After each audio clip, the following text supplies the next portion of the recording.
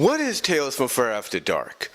Well, Tales from Fur After Dark is a website that's basically a spin-off of the Double Z Studios adult film studio in the Sabrina-Online web series, which in that series, in that continuity, is owned by Zigzag, a tiger-skunk hybrid originally created by Max Black Rabbit, and with the consent from him, utilized by Eric W. Schwartz in the Sabrina-Online series. And what you get with Fur After Dark, basically, is a collection, on the website, I should say, a collection of stories and images that basically, let's put it this way, are too risque and too NFSW-wise to, I guess you could say, make public to the world. And you have to pay a membership a monthly membership, that is, to see them. But why is this book called Tales from Fur After Dark? Well, like the Sabrina books that were also published by Up Publishing and Eric W. Schwartz, it is a collection, or in this case, an anthology, of stories that were first seen at Fur After Dark, as well as first seen at the Patreon page, which connects to Fur After Dark as well, because Eric W. Schwartz has two of them. He has one focused on Sabrina, and he has one focused on Fur After Dark. And that's mainly what this book is. It is a collection of a lot of those stories. But what kind of stories, do we get at Fur After Dark? Well, like I said, it is a very adult-oriented, website of the NFSW kind, just like the studio that it's inspired by, in the Sabrina-Online series. And when I'm talking about the NFSW kind, I'm talking any kind of kink or fetish of the sexual nature you could think of will sometimes, if not most times, be seen, if not hinted at, alluded to, or basically thought of, as a possible scenario to take place in with these stories. And these stories do have, a lot of those kind of fetishes, if you will. And this collection of stories in this book, have some of the first ones that Eric W. Schwartz brought to life. Now, I'm not going to show you the cover because I don't want to risk, getting in trouble, any more than I have in the past. Even though you may have seen the cover when I've done my collection video, my updated collection video, Sabrina-Online books that I have, basically introducing it as the newest one. However, with that said, I don't want to take a chance making it up close and personal, if you will, for this video as you're watching it. I don't want to take that risk factor, if you know what I mean. But what kind of stories do you get in this? Well, like I said, it's an anthology series. And you get all kinds of stories. Zigzag is actually in about 3 or 4 of them, or 3.5 of them, actually. But you also have other stories based on other things as well. For example, one of the first major stories involves the skunk sisters, or well, they're not sisters, but the lesbian lovers, the lesbian skunk lovers known as Stacy and Tracy. And in this story, they basically meet up with, I guess you could say, a tentacle octopus-like creature known as Slimy that's also employed, if not lives, in Double Z Studios that can basically inject at will, at times, some very, I guess you could say, white and creamy essence. And most of the first story in the book with Stacy and Tracy consists of Slimy basically coating them from head to toe in this essence to the point that they basically get turned into, not literally, but visually looks like they get turned into slime girls of a certain, I guess you could say, a certain flavor, if you know what I mean. And that's mainly what the first story is. Another story actually involves a friend of Sabrina's, a friend that we meet in the Sabrina web series who has a husband who's bigger, more gigantic than her. And basically it is, them taking on the, I guess you could say, very adult, kinky, fetishy-like role play of Little Red Riding Hood, with Sabrina's friend portraying Red Riding Hood. And let's just say things get a little spicy from there between her and her husband. They do. Now, Zigzag, like I said, she's in some stories as well. You know, the first story she's involved in this anthology book is basically a journal entry story where she basically participates in, I guess you could say, details and talks about all her experiences that she's going through from a very NFSW sexual nature. And she talks about things like, you know, getting it on with two giants, and let's just say one giant's genitalia basically pushed her into the other giant's female genitalia, and she spent the night in there, kind of referring to her actually taking part in somewhat of an unbirth-like scenario. She talks about getting it on with the dragon, but then becoming, you know, its meal, and basically experiencing vor, if you will, and, you know, stuff like that. She talks about getting, like, you know, getting it on with spiders and, you know, getting mummified and stuff like that through, you know, webbing. You know, she talks about, you know, getting it on with some kind of like slimy, gooey swamp creature that pulls her under and she almost drowns. It's all kind of crazy scenarios, you know, from, like I said, the NFSW sexual nature and fetish nature that she details in this journal entry story arc that she, you know, that she appears in, you know, at the beginning of the book. We also get a Star Trek-like parody where the girl that's basically a parody of that one girl, that one lady, that one actress who voices Demona in Gargoyles. You know, she's kind of like the ambassador and all that.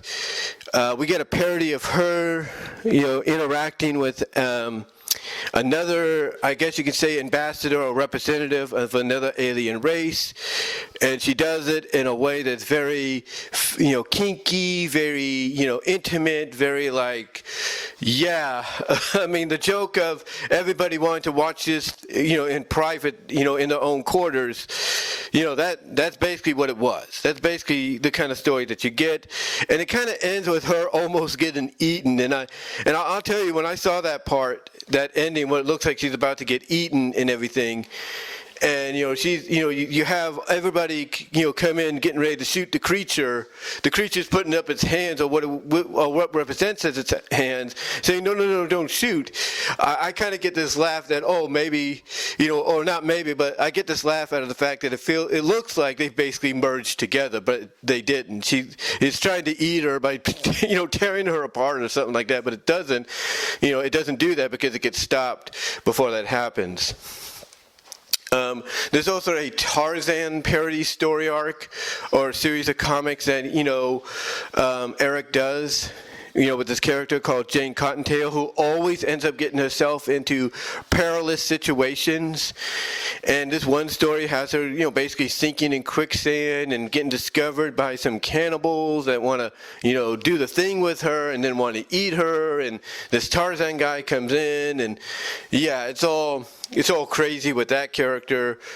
You have a character that is basically a Batgirl parody, and, you know, she basically, her adventures of trying to stop crime result in her basically getting into kinky situations of the NFSW kind. You also, believe it or not, have a story called Adventure Begins at Home. And Adventure Begins at Home is a unique kind of specimen because what it is it's a continuation of a story arc that actually began. It's a minor, I wouldn't say minor, but it's a semi-story arc, semi-story plot, if you will, that began in the Sabrina-Online web series, where Zigzag is getting trolled. See, basically what Sabrina does when she, you know, gets there to Double Z Studios, one of the things she does over time is she helps them get online. She helps them, you know, get online so they can distribute the content even better, you know, even more. They can reach out to more people, stuff like that. Well, basically, Zigzag is learning about this. You know, she's having fun learning about it, you know, getting to know the ins and outs, especially when it comes to web cameras and being able to do live web shows, if you know what I mean, or recorded web shows. And it's during this that she starts getting some very trollistic messages of people basically insulting her. So what she does is she goes on this journey throughout the Sabrina-Online web series where she basically tries to track down all the trolls that have insulted her, and even some of her workers who she considers family. And what happens is this leads into, believe it or not, a story that you could only find originally you can only find at patreon.com, Eric W. Schwartz, which is his For After Dark's Patreon, as well as you can only find at For After Dark. And that is Adventure Begins at Home. And what happens is she ends up at the home of one of the trolls named Bobby, but she doesn't find Bobby. Who she finds instead is his mom, Helena Dish. And let's just say she kind of explains what's going on and everything. And, they kind of talk and everything, and all that, get to know each other. Helen basically acknowledges that she knows who Sabrina is. Not Sabrina, but who Zigzag is. She acknowledges who she is and everything. And even admits to being kind of a fan. And it's during this that Zigzag kind of explains, I should say. It's during this that Zigzag explains why she's there. And she explains that she's there because her son was one of the trolls out there that basically insulted her online for who she was and what she does. And let's just say the sparks fly after that because, the talking and everything and, almost out of the blue, Helen kisses Zigzag, with, much to Zigzag's surprise, but she pulls back and everything and apologizes. She says, I'm sorry, I didn't mean to do that. And Zigzag, she's cool with it, she's fine. And then Zigzag, in response, kisses her. And then basically she said, is there anywhere, more private we can do this, or more comfortable we can do this, or continue this little session? And they end up going to her son's room, where basically Helen pulls out a DVD of Zigzag's antics, of what, basically it's an adult DVD of, Zigzag and I'm assuming other characters, in very adult situations. Kind of think along the lines of, let's say, the Mud Puddle Visuals, or any of those adult-oriented DVDs and Blu-rays out there, if you kind of catch my drift. But anyway, she pulls it out, shows it to Zigzag, kind of says that she always imagines what it would be like to be in Zigzag's place, and even admits that she's been a fan. I think I mentioned that. But yeah, she admits, during this time, she's always been a fan. And let's just say karma is a bitch, for, Helena Dish's son, Bobby, because, he's at school and everything. And what happens is they end up doing it, both Helen and Zigzag, on his bed, And, it's a great story. It's a funny story, especially the ending when Bobby shows up and is, shocked to see Zigzag, and then he finds out what happened and, and all that. So, and it kind of, leaves off with the fact that, and it's hinted in the story and leaves off with the fact that Zigzag and Helen are still seeing each other. It's like one of those open relationships kind of deal. But also it's hinted at that maybe Helen is also going to take part in some of the Double Z studio activity in the future. We also get a story in there between another character. She's a cat character who's the hairdresser for Double Z Studios, getting it on with her boyfriend, who's a star there, or one of the stars. We also have a story where we get this girl standing in some slimy goo, and she submerges. That basically causes her to submerge under it, go under it, if you will. We have Zigzag basically getting, I guess you could say, doused by a lot of male stars not seen on screen with, with their white essence, if you know what I mean.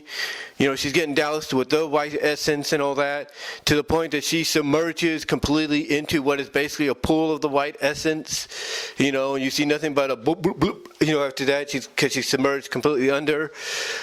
But what's interesting is they actually did an animation on this, and it's out there somewhere, you can find it, but they did an animation on this, and I thought it was really good. I thought it was really cool. So I would recommend checking out that animation. It's out there.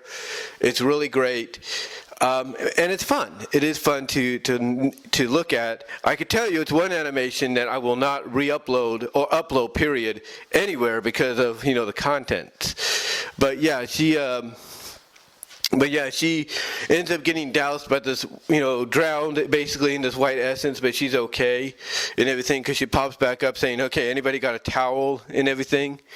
And the animation's kind of similar, but then the animation ends with this image of her out of the pool, and you see Slimy's little tentacle popping up from the pool like, yep, here I am, kind of giving the indication that as she's getting doused in the animation, he's pulling her down under with him, if you know what I mean.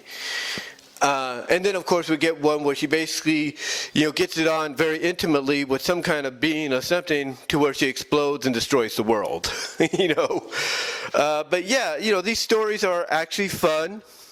They do have a plot to them and a reasoning. Like I said, Adventures Begins at Home is a spin-off from a story arc, a small story arc that began in Sabrina-Online. And really, it's just something that if you were looking for something to read and enjoy and get a laugh at, especially when you're going to sleep, because a lot of people like to read books, either online or physically before they go to sleep. If you're looking for something to enjoy in that manner, then Tales from Fur After Dark is one I would recommend. It's not going to be for everybody. It's not going to be for everybody, that is a fact, but it is something to, check out if you want. Now, they do have a second one coming, if not out already, that I plan to get, because it is another anthology collection of stories, so I'll definitely be on the lookout for that, and I recommend you be on the lookout for it as well. Now, I know some people might say, well, aren't some of these stories you're mentioning already online at certain websites? Yeah, they are. They are. I mean, there's one website called e-hentai